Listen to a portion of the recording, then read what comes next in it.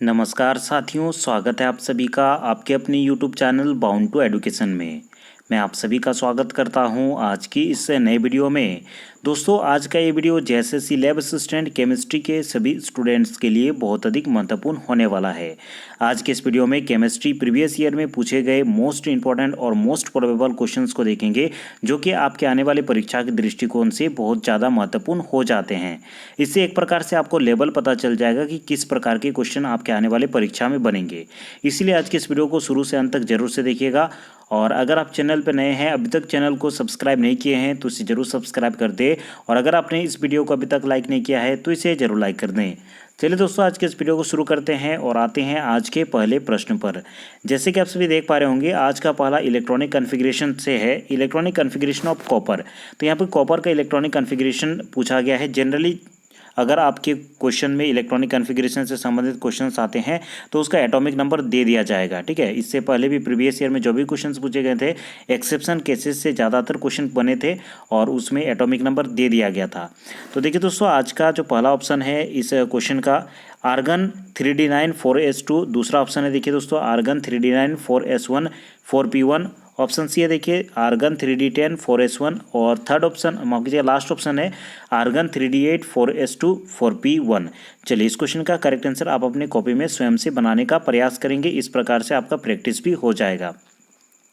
दोस्तों, अगर आप कॉपर की इलेक्ट्रॉनिक कॉन्फ़िगरेशन की बात करें तो एक्चुअली में होना चाहिए जैसे कि आर्गन तक आपका, देखिए आर्गन तक 18 होता है, ठीक है। 18 के बाद 4s2 20 हो गया, उसके बाद 3d9, ये आपका इलेक्ट्रॉनिक कॉन्फ़िगरेशन होना चाहिए कॉपर का। लेकिन एक्चुअली ये होता नहीं है, क्योंकि हम लोग जानते हैं कि हाफ फील्ड या फिर फुल फील्ड जो ऑर्बिटल होते हैं वो ज़्यादा स्टेबल होते हैं। तो यहाँ पे जो एस पे 2 है, ये 2 ना होकर के एस पे 1 हो जाएगा और डी पे 10 हो जाएगा। और आपका जो करेक्ट आंसर हो जाएगा ऑप्शन सी हो जाएगा, आर्गन 3d10 4s1। यहाँ पे देखिए 4s2 होना चाहिए था, लेकिन एक्चुअली में होगा नहीं, क्योंकि थियोरेटिकली हम लोग 4s2 एस जो आपका ऑर्बिटल है वो पहले भरता है, उसके बाद डी ऑर्बिटल पे जाता है इलेक्ट्रॉन। लेकिन देखिए दोस्तों, यहाँ पे एस पे 1 होगा, क्योंकि हाफ फील्ड ये ज़्यादा स्टेबल होगा इस कॉन्फ़िगरेशन से, ठीक है। और ये देखिए डी पे फुल फील्ड है, अर्थात कि यहाँ पे 10 इलेक्ट्रॉन है डी पे, तो ये फुल फील्ड हो गया।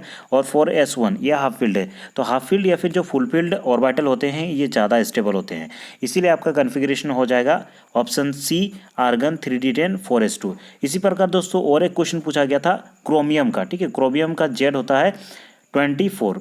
ये भी एक्सेप्शन केसेस में आता है। क्रोमियम का भी बहुत बार पूछा गया है और इस बार पेपर में भी क्वेश्चन बनने का चांसेस है। क्रोमियम जो भी आपका एक्सेप्शन केसेस जैसे कि आपका प्लेटिनम एयू एजी, ये सब एक्सेप्शन केसेस है, तो इनको आपको अच्छे से आपको देख लेना है। जैसे कि क्रोमियम का आपका 24 होता है, इसका इलेक्ट्रॉनिक कॉन्फ़िगरेशन 3d5 4s1 ये आपका हो जाएगा, जबकि होना चाहिए था 4s2 3d4 ये होना चाहिए था, लेकिन एक्चुअली में ये क्रोमियम का होगा, ठीक है।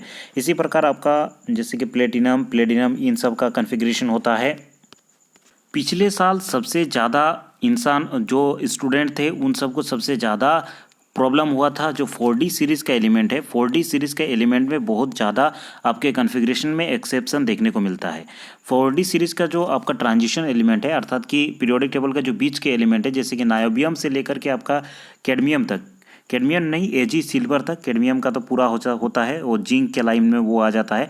4D सीरीज़ का आपको देख लेना है नायोबियम से लेकर के एनबी से लेकर के, ठीक है, एनबी से लेकर के आपको देखना है एजी सिल्वर तक। बहुत अधिक यहाँ पे इलेक्ट्रॉनिक कॉन्फ़िगरेशन में विभिन्नताएं पाई जाती है, ठीक है। नायोबियम से लेकर के एजी तक बहुत अधिक यहाँ पे आपके जो कॉन्फ़िगरेशन है उसमें एक्सेप्शन है।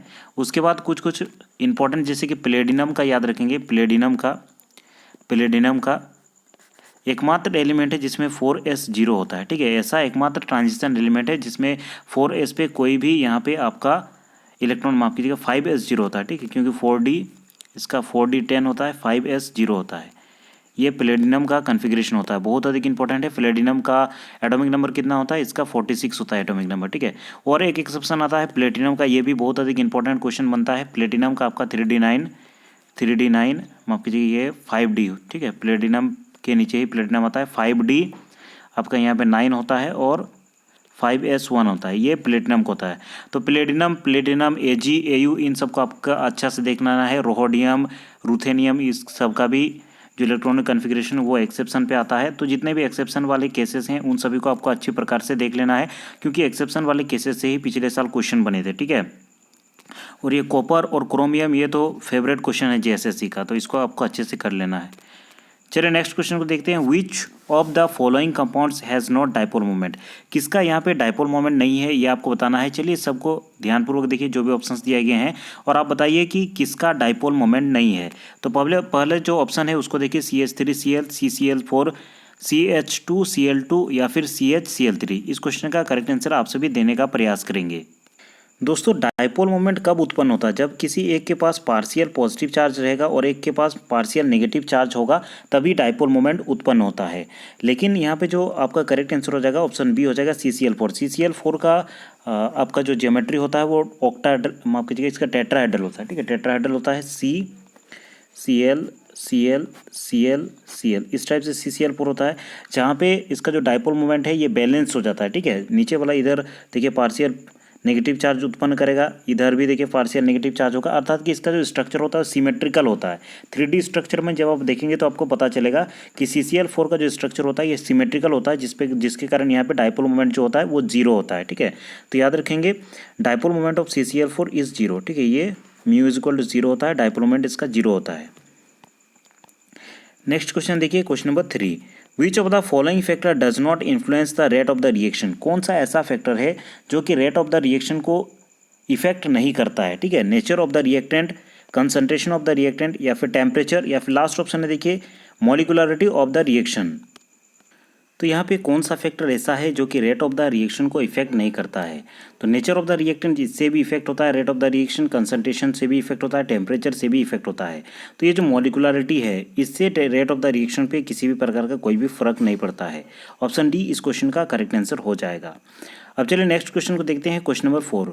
विच of the following does not show positive oxidation state, किसका पॉजिटिव ऑक्सीडेशन स्टेट नहीं होता है ये आपको बताना है। चलिए ऑप्शंस देखिए, फॉस्फोरस, सल्फर, फ्लोरीन या फिर क्लोरीन।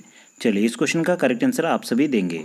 क्वेश्चन नंबर 4 दोस्तों देखिए, फॉस्फोरस जो है ये भी पॉजिटिव ऑक्सीडेशन स्टेट शो करता है, सल्फर भी शो करता है, क्लोरीन भी, जैसे कि Cl2 जब यहाँ पे Cl-1 हो सकता है, Cl+ भी हो सकता है। ठीक है, तो ये भी शो कर सकता है। ठीक है, लेकिन यहाँ पे दोस्तों जो फ्लोरीन है ये पॉजिटिव ऑक्सीडेशन स्टेट शो नहीं करता है, क्योंकि आप सभी को पता होगा फ्लोरीन जो होता है मोस्ट इलेक्ट्रोनेगेटिव एटम है। ठीक है, और ये पॉजिटिव ऑक्सीडेशन स्टेट शो नहीं करता है, तो इस क्वेश्चन का करेक्ट आंसर हो जाएगा ऑप्शन सी।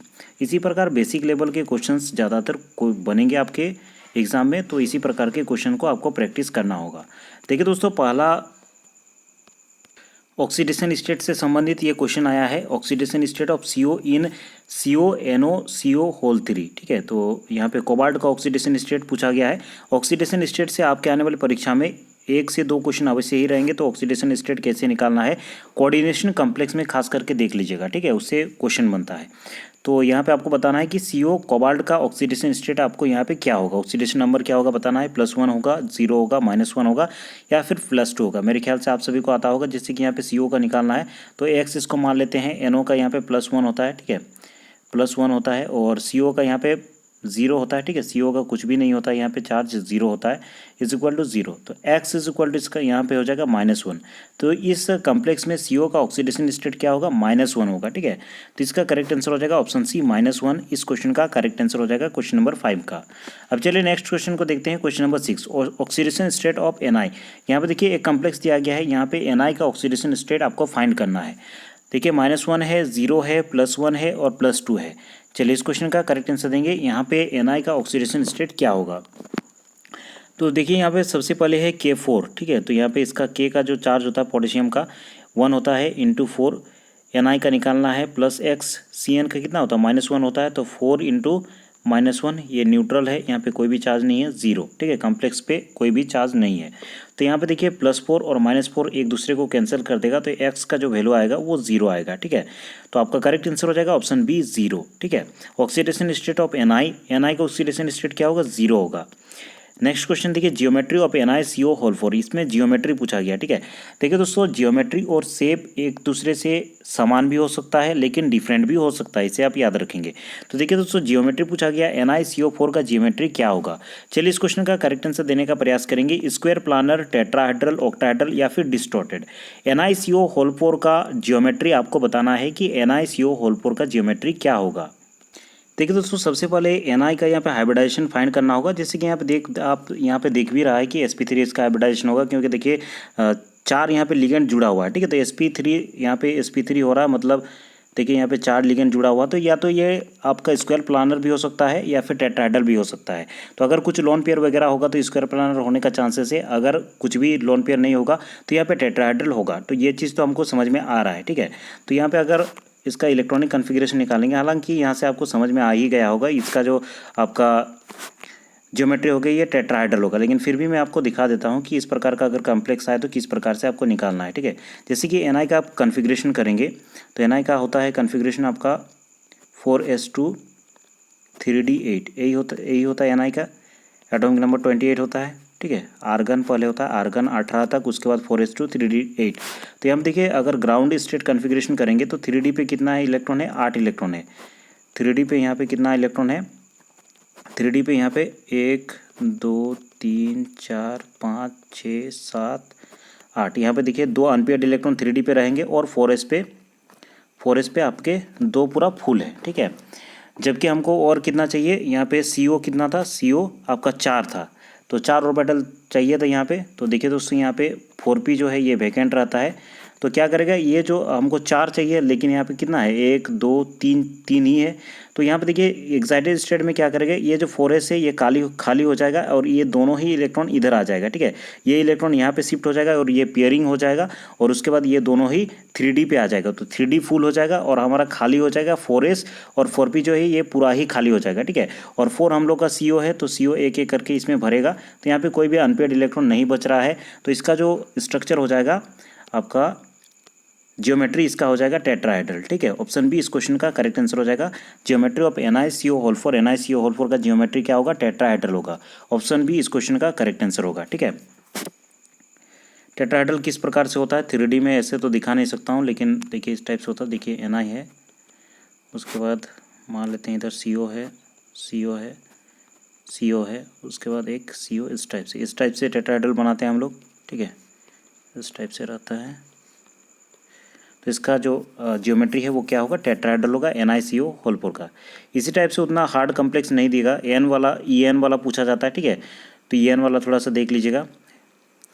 नेक्स्ट क्वेश्चन है number of nodes in 3s में कितना नोड्स होगा ये आपको बताना है। नोड्स से क्वेश्चन आएगा ही, वेरी वेरी इंपॉर्टेंट है।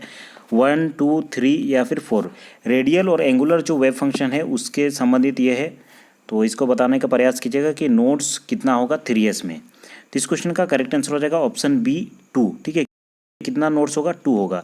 एक चीज़ याद रखेंगे, हालांकि नोट्स आपको ग्राफ से देख करके पता चलेगा, लेकिन एक ट्रिक मैं आपको बता दे रहा हूँ। जैसे कि 1s 2s 3s, s का स्टार्टिंग किससे होता है, 2 से स्टार्टिंग होता है, 1 से स्टार्टिंग होता है, और यहाँ पे p का स्टार्टिंग किससे होता है, 2 से होता है, 2p 3p 4p। d का स्टार्टिंग कहाँ से होता है, d का स्टार्टिंग 3 से होता है, 3d 4d 3d 4d 5d इस टाइप से होता है। तो जहाँ से स्टार्टिंग होता है, जैसे कि s ऑर्बिटल का स्टार्टिंग कहाँ से होता है, 1s से होता है, तो जहाँ से स्टार्टिंग होता है वो 0 होगा। उसके बाद देखिए दोस्तों 1 होगा, उसके बाद 2 होगा। और देखिए p कहाँ से स्टार्ट हो रहा है, 2 से स्टार्ट होता है, तो इसका 0 होगा, 1 होगा, 2 होगा। तो अगर पूछा जाए कि नोड्स इन 1s, तो 1s में नोड्स कितना होगा, 0 नोड्स होगा। 2s में नोड्स कितना होगा, 1 नोड्स होगा, ठीक है। 2s में 1 नोड्स होगा, उसके बाद 3s में 2 नोड्स होगा। उसी प्रकार अगर 2p में पूछा जाए तो आपको याद करना है कि 2p कहाँ से स्टार्ट होता है, तो 1p तो होता नहीं है, 2 से ही हम लोग का p स्टार्ट होता है। तो जहाँ से ऑर्बिटल स्टार्ट होता है, जैसे कि 2p से स्टार्ट होता है तो वो 0 होगा। 3p का कितना नोड होगा, 1 होगा। 4p का कितना नोड होगा, 2 होगा। उसी प्रकार d में भी चलेगा, ठीक है। तो यहाँ पे देखिए इस क्वेश्चन में पूछा गया था कि number of nodes in 3s में कितना नोड्स होगा। तो आपको याद करना है कि s कहाँ से स्टार्ट होता है, s 1 से स्टार्ट होता है, तो 1s का 0, 2s का 1, 3s का 2। तो आपका करेक्ट आंसर हो जाएगा ऑप्शन बी 2, ठीक है। ऑप्शन बी इस क्वेश्चन का करेक्ट आंसर होगा, ठीक है। और लॉन्ग प्रोसेस में जाना है तो आप ग्राफ को देख करके उसको समझ सकते हैं। आप सारी चीज़ों को ग्राफ को कर लीजिएगा, 2p 3p, ठीक है। अब आगे चलते हैं और नेक्स्ट क्वेश्चन को देखते हैं। देखिए नेक्स्ट क्वेश्चन है question number 9। Which of the following is a web, क्या है, विच of the following is a weak acid, ठीक है। तो कौन सा वीक एसिड है ये आपको बताना है, HF या फिर HCl या फिर HBr या फिर HI। चलिए इस क्वेश्चन का करेक्ट आंसर देने का प्रयास करेंगे। विच of the following is a weak acid, कौन सा वीक एसिड है, क्वेश्चन नंबर 9। तो देखिए दोस्तों, सबसे वीक एसिड हो जाएगा HF, ठीक है। HF सबसे ज़्यादा वीक एसिड होगा, ऑप्शन ए इस क्वेश्चन का करेक्ट आंसर होगा, क्योंकि ये अच्छी तरीके से डिसॉल्व नहीं होगा, जिसके कारण HF जो है ये वीक एसिड है। अगर आपको अरेंज करने के लिए पूछा जाता तो HF सबसे वीक एसिड होता, उसके बाद HCl, मतलब पीरियोडिक टेबल में आप नीचे आते जाएंगे तो वो ज़्यादा स्ट्रॉन्ग एसिड होते जाएगा, ठीक है। जैसे कि HCl हो गया, उसके बाद HBr हो गया, और सबसे नीचे आता है HI, ठीक है। हेलोजन ग्रुप की बात कर रहा हूँ। हेलोजन ग्रुप में आप ऊपर से नीचे आएंगे तो आपका जो एसिड का स्ट्रेंथ है वो बढ़ते जाएगा, जैसे कि HI का ज़्यादा होगा, उसके बाद HBr, HCl, उसके बाद HF का सबसे कम होगा। तो यहाँ पे वीक एसिड कौन सा हो जाएगा? HF सबसे वीक एसिड हो जाएगा, ऑप्शन ए आपका करेक्ट आंसर होगा, ठीक है। बहुत अधिक इंपॉर्टेंट क्वेश्चन है, और ब्रोंस्टेड एसिड बेस थ्योरी जो है अच्छी तरीके से देख लीजिएगा, कौन सा एसिड है, कौन सा बेस है, कौन सा वीक एसिड है, कौन सा आपका हार्ड एसिड है, कौन सा हार्ड बेसिक है, कौन सा वीक है, कौन सा स्ट्रॉन्ग है। इन सभी को अच्छी तरीके से देख लेना है। इस सभी से 2-3 क्वेश्चन आपके पूछे जाते हैं, ठीक है। तो इसको अच्छी तरीके से आपको देख लेना है। अब चलिए नेक्स्ट क्वेश्चन को देखते हैं, क्वेश्चन नंबर 10।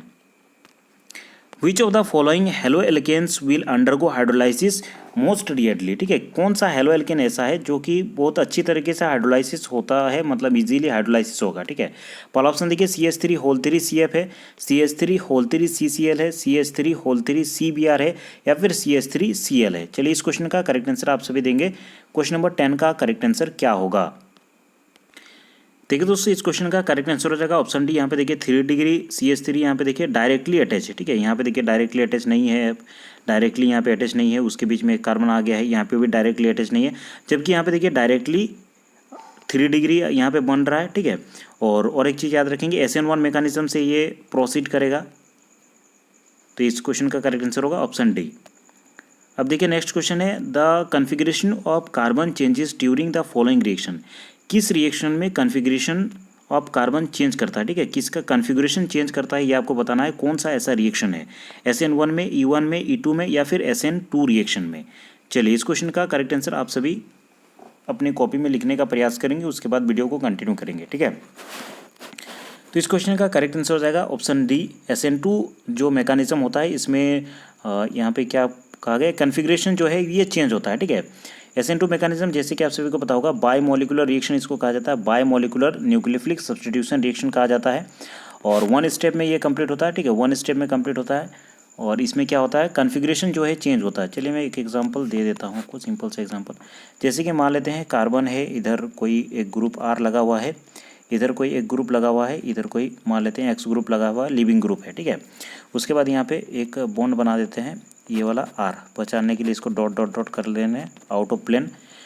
तो मान लेते हैं न्यूक्लियोफाइल इस यहाँ पे अटैक कर रहा है, न्यूक्लियोफाइल इस कार्बन पे अटैक कर रहा है, ठीक है। तो ये धीरे धीरे निकलेगा और ट्रांजिशन स्टेट बनेगा। तो ट्रांजिशन स्टेट को मैंने ये दिखा रहा हूँ, डायरेक्टली मैं दिखा रहा हूँ कि किस प्रकार यहाँ पे कॉन्फ़िगरेशन में चेंज होता है। यहाँ पे आकर के न्यूक्लियोफाइल अटैच हो जाएगा, यहाँ पे R हो जाएगा, और ये जो R था ये जा कर के इधर साइड आ जाएगा, ठीक है। इसीलिए दोस्तों इस प्रकार से कॉन्फ़िगरेशन होता है, प्लस ये जो X है ये X निकल जाएगा।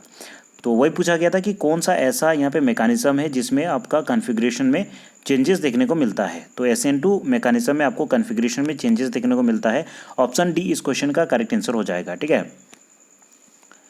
मैकेनिज्म ऑफ ऑर्गेनिक रिएक्शन देख लीजिएगा, इंपॉर्टेंट चैप्टर है, आपके 8 से 10 क्वेश्चन उस चैप्टर से बनेंगे।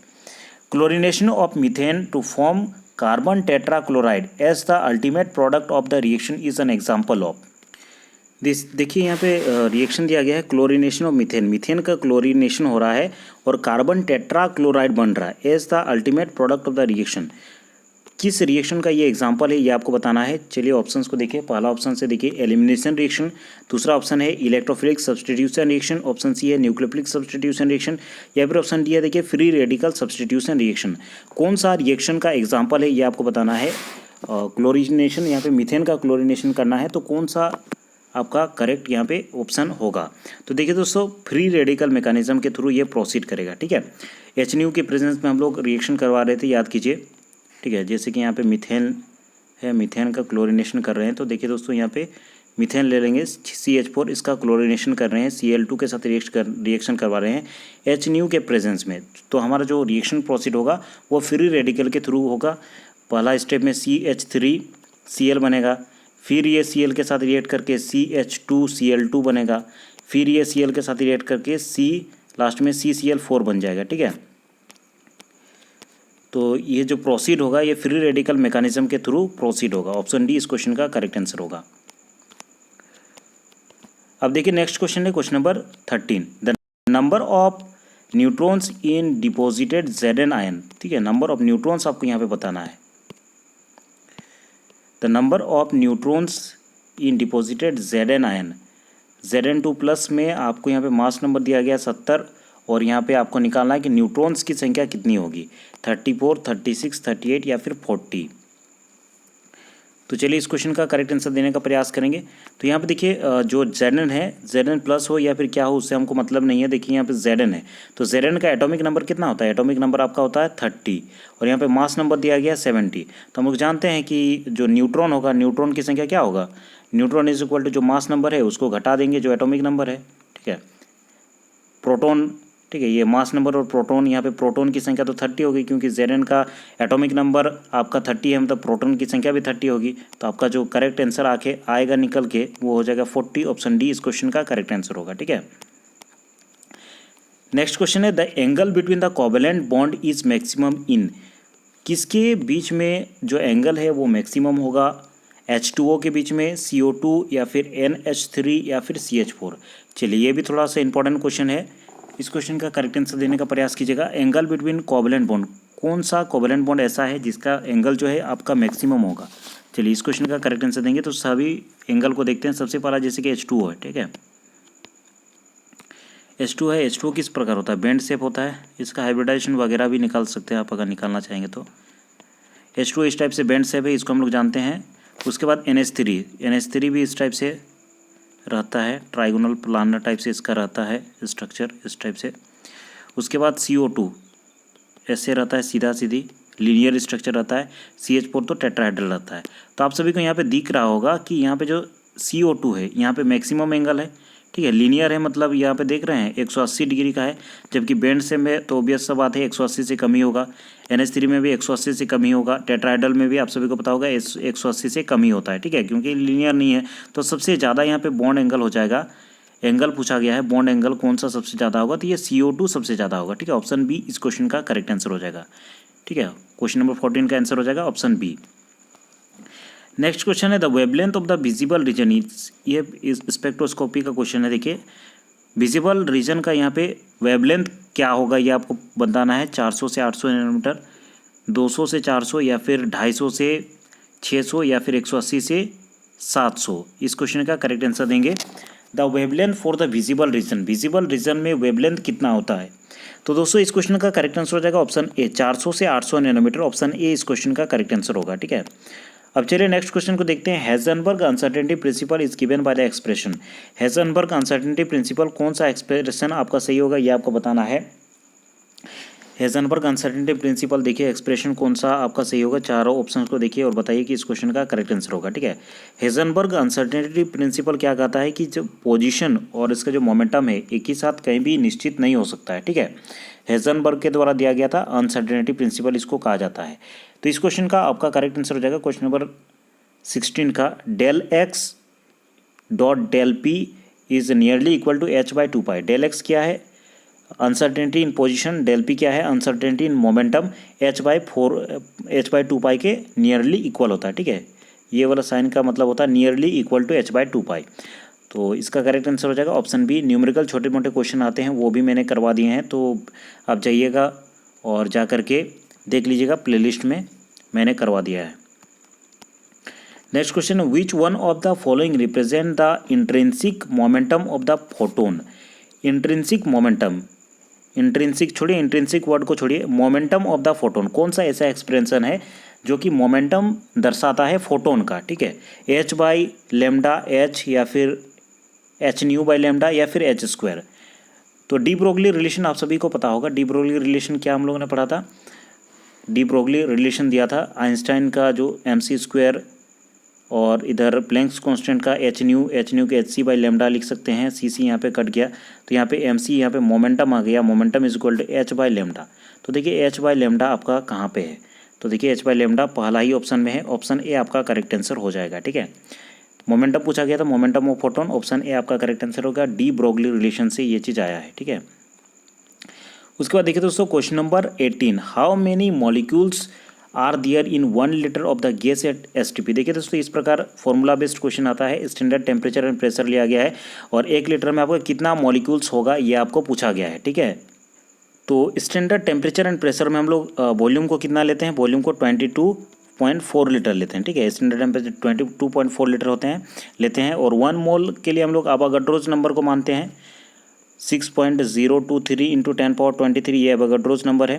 तो यहाँ पे 1 लीटर में पूछा गया, तो 1 लीटर में क्या होगा, इसमें जो स्टैंडर्ड हम लोग मानते हैं उसको डिवाइड कर देते हैं 22.4 लीटर, तो आपका आंसर आएगा ऑप्शन डी। ठीक है, ऑप्शन डी इस क्वेश्चन का करेक्ट आंसर आएगा। ऑप्शन ए आपका करेक्ट आंसर आ जाएगा। ठीक है, 0.27 इसको निकाल लीजिएगा, सिंपल सा है। अवोगाड्रोस जो नंबर है उसको आप 22.4 लीटर से डिवाइड कर दीजिएगा, आपका आ जाएगा आंसर। ठीक है, नेक्स्ट क्वेश्चन देखिए दोस्तों, question number 19, the lightest metal in the periodic table is. Lightest metal अर्थात कि सबसे हल्का मेटल कौन सा है, लिथियम, स्ट्रोंशियम या फिर आपका He या फिर हाइड्रोजन। ये Sn है, Sn टीन। ठीक है, लाइटेस्ट मेटल कहा गया, हाइड्रोजन तो नहीं होगा, ये मेटल तो है नहीं, हीलियम भी नहीं होगा, यहाँ पे या तो टीन हो सकता है या तो लिथियम होता है। तो लिथियम देखिए सबसे पहले इधर आता है, हाइड्रोजन, हीलियम, लिथियम तीसरा नंबर पे आता है, तो सबसे लाइटेस्ट आपका हो जाएगा ए लिथियम। ठीक है, incoming call from Bruce Willis, bro identified by Truecaller. Next question देखिए दोस्तों, नेक्स्ट क्वेश्चन है question number 20, the element with atomic number 113 possesses property similar to. The element with the atomic number 113 जिसका होगा similar properties show करेगा, तो किसके साथ similar properties show करेगा ये आपको बताना है, एल्काली मेटल्स के साथ या फिर alkaline earth metal, transition metal, inner transition metal. The element with atomic number 113 atomic number है, तो इसमें सिमिलर प्रॉपर्टीज शो करेगा, तो किसके साथ सिमिलर प्रॉपर्टीज शो करेगा ये चीज़ आपको बताना है। तो देखिए दोस्तों यहाँ पे जो एटॉमिक नंबर 113 का एलिमेंट होगा किसके साथ सिमिलर प्रॉपर्टीज शो करेगा, ऑप्शन आपका इस क्वेश्चन का करेक्ट आंसर हो जाएगा ट्रांजिशन मेटल के साथ। ठीक है, ट्रांजिशन मेटल के साथ एटॉमिक नंबर 113 का जो एलिमेंट होगा वो सिमिलर प्रॉपर्टी शो करेगा। लेकिन 113 अर्थात कि इधर 13 जो है 100 के बाद जो 13 आता है 100 + 13 ये पी ब्लॉक एलिमेंट में आ जाएगा, पी ब्लॉक एलिमेंट में आएगा, लेकिन प्रॉपर्टीज इसका ट्रांजिशन मेटल के जैसा ही होगा। ठीक है, तो इस क्वेश्चन का करेक्ट आंसर हो जाएगा ऑप्शन सी।